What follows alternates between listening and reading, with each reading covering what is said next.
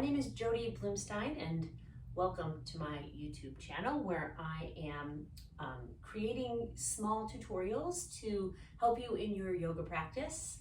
I am specifically an Ashtanga yoga teacher, so many of my tutorials refer to things that are particularly useful in Ashtanga yoga, but for this tutorial, I want to focus on a really strong headstand practice, which I think can benefit all students of yoga. And one thing that I've noticed, I've been teaching for a very long time, when you go into new environments and you teach students you don't know, when you say, let's do headstand, a lot of people go to the wall.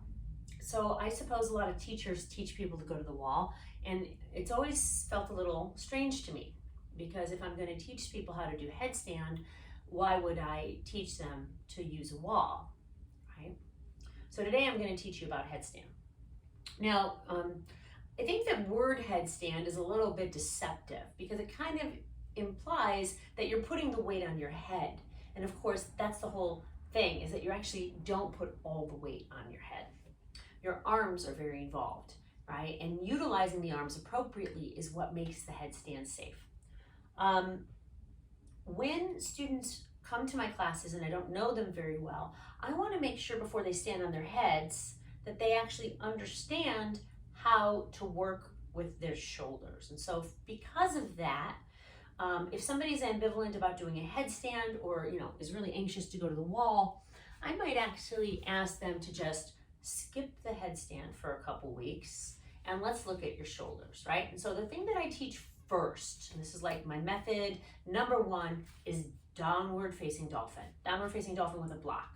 So you've got your block, you've got your hands set up, and they're basically like the foundation of Pincha Mayurasana, right?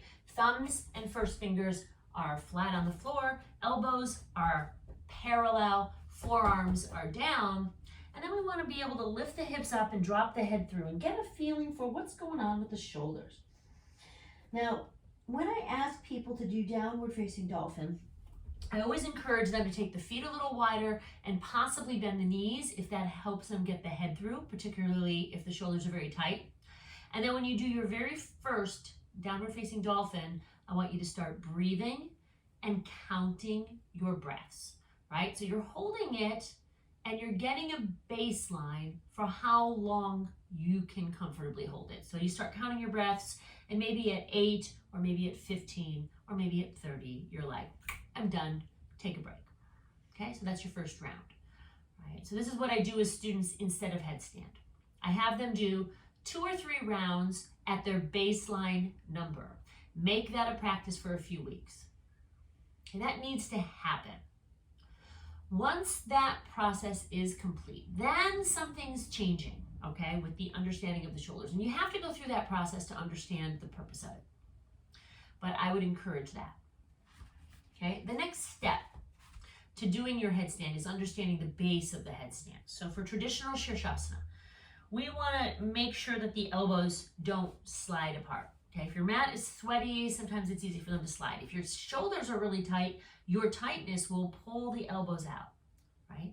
So first, I want you to reach around, grab above the elbows, and make sure like you can reach all the way around, right? That's where you want to keep your elbows, right? No wider. Then you want to clasp your hands together. And I want you to notice that as soon as you make those clasping positions, one of your pinkies, for me it's the right, is underneath the other. Yeah, that's not going to feel very comfortable. So I always encourage that you take that bottom pinky, tuck it into the other pinky so that the two are side by side. And when you put your hands down for your headstand, they're flat. And then the thumbs are quite up. You feel that? So that's the hand position I'm looking for. Elbows are nice and solid, right? And then we're going to put the head down. Okay, now when I am transitioning somebody from that first few weeks of downward facing dolphin to putting their head on the floor, I want to get their hands and head in position. But as soon as they get into this place with the feet on the floor, I want them to begin to practice lifting the head a millimeter off the ground, right? So you get it all set up. We're not kicking up, we're not going up, none of that is happening yet. We're working on lifting the head. Not a lot, just enough to slide a piece of paper underneath your head, right? That's what you want to get good at, right? And what is that doing? We're putting the emphasis on the arms, not on the head. We're making sure the shoulders are kind of engaged. And oftentimes I'll have a student work on that for, like, if they're practicing with me consistently, like every week or every day, then, you know, a week or so, right? 5 or 6 practices where that is your 1 or 2 minute headstand for the day, okay? So step 1, downward facing dolphin with a block, 2 or 3 rounds at your baseline number. Give that a few weeks. Step 2, we learn to make the foundation of your headstand and then lift the head a tiny bit off the floor. And then step 3, really important here. When people start to do headstand, they're afraid of falling over. That's why they go to the wall, right? So we've got to take away the fear of falling over by doing something that can't fall over, right? And so here's how I like to teach it, right? When your head is set and your hands are set, you begin to practice tiptoeing in. Notice how my hips are coming right over my shoulders, right? I start off over here, I start off here, right? But I'm walking in. Now, what most people do is they kick, and when they create that momentum, it's a little scary, and that's when you might fall over. But we're not going to practice that way. We're going to keep the feet together and bring the knees into the chest. And this is your first actual headstand.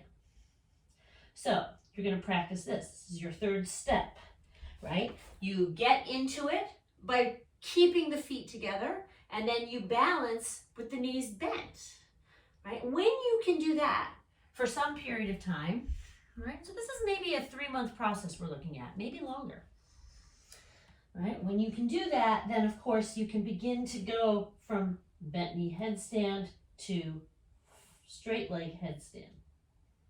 And that's your headstand, right? One more thing about the bent knee approach is, you know, the hardest part is getting the momentum here to lift the feet. And that is about engaging the core.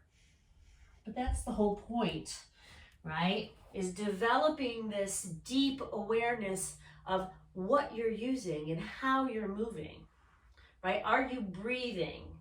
Are you tuned in, right? So those are my basic steps for headstand. And I am teaching live Zoom classes 6 days a week.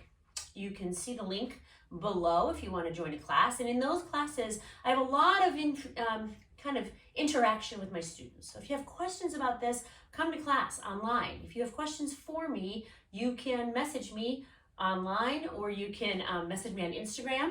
That link is below as well. Come to class, let's do some work together. And if you have a request for any other kind of tutorials, please let me know, and I'm happy to make that for you. All right, have a beautiful day.